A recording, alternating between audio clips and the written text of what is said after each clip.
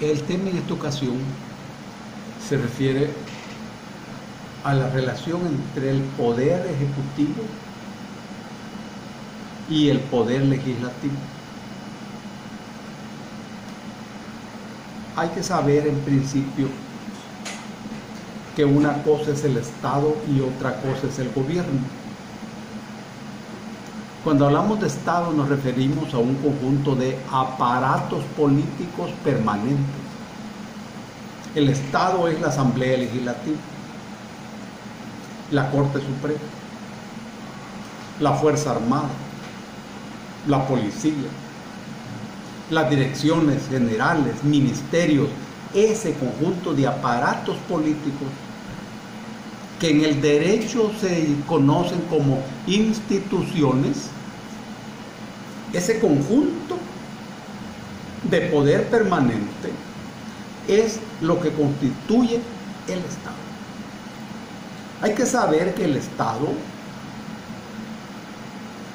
pese a esta corporeidad de estos órganos, no está al alcance del pueblo. Y este no puede, por eso, ubicar específicamente al Estado.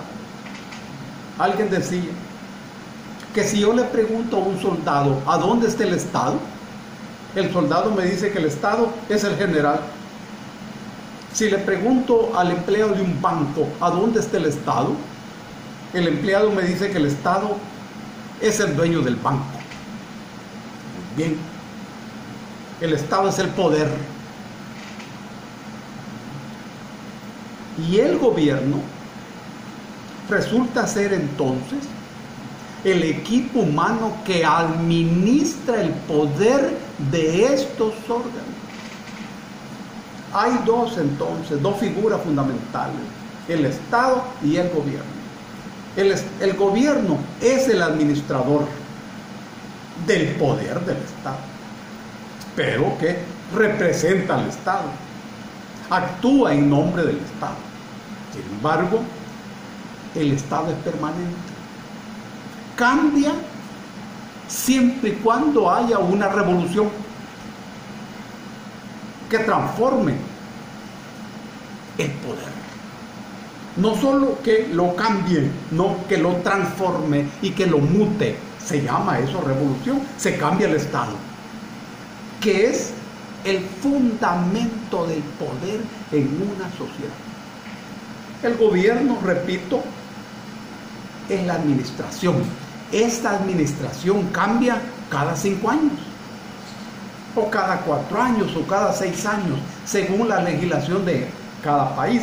Hay una renovación del equipo que administra, pero no del Estado.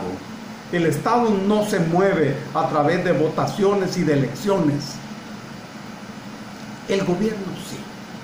Ahora bien, el gobierno desde tiempos inmemoriales viene siendo organizado en un centro que aprueba y conoce las leyes, un centro que aplica la ley y resuelve conflictos, y un centro que dirige la política del Estado. Estamos hablando del poder legislativo, del poder judicial y del poder ejecutivo. La Constitución no reconoce gradientes en estos poderes, es decir, no dice que este poder es el primero, o el segundo, o el tercero, nada de eso. Eso no existe. Claro que si vos te das cuenta cómo está establecido la serie de poderes para el presidente de la República y para el poder ejecutivo, uno puede decir que dentro del régimen presidencialista del país, el ejecutivo es el que tiene más poder. Sin embargo, el criterio constitucional de la división de poderes establece 3 niveles. En primer lugar dice que los órganos del gobierno son independientes, pero agrega, dentro de sus respectivas atribuciones y competencias. no dice que son rigurosamente independientes, sino que lo son dentro de sus atribuciones y competencias. Y luego agrega que sus funciones son indelegables, que es otro componente. La Asamblea Legislativa no puede pedirle a la Corte que haga la ley, y la Corte no puede pedirle que aplique la ley. Esas funciones son indelegables. Y hay un tercer apartado que dice que los órganos colaborarán entre sí en el desempeño de sus funciones. Esta última pieza es fundamental para abordar este tema. En realidad, un poder ejecutivo puede gobernar sin controlar necesariamente los otros poderes, sin controlar necesariamente los otros poderes. Esa es la lógica, sin embargo, de la Constitución. No ha sido la lógica de la realidad.